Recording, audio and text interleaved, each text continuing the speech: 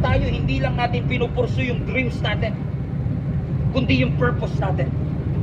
Kasi kapag dreams mo ang nagdadrive ng buhay mo, papunta ka lang dun sa pangarap mo.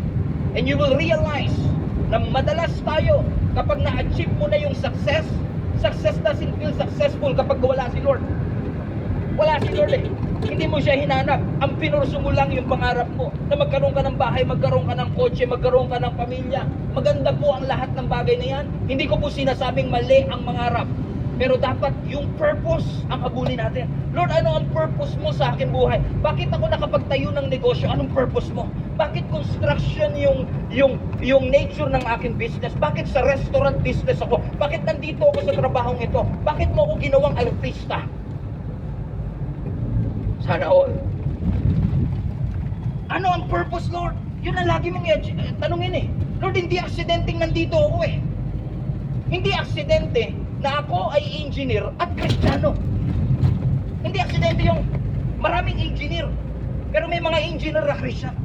Maraming architect, pero may mga architect na Christian. Hindi po aksidente na ikaw ay Kristiyano at nag-iisang Kristiyano sa iyong pamilya. May purpose ang Panginoon kung bakit ngayon inaalaw. Kung kaya't ako po ay naghihikayat sa bawat isa sa atin.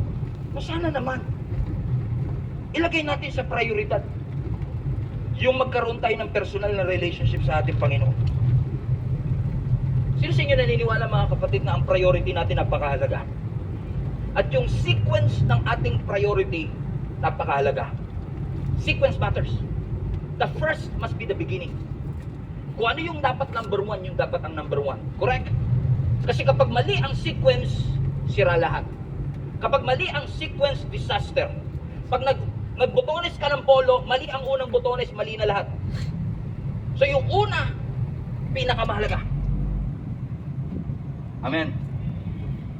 In even God, even ang Diyos natin, He knows how to prioritize.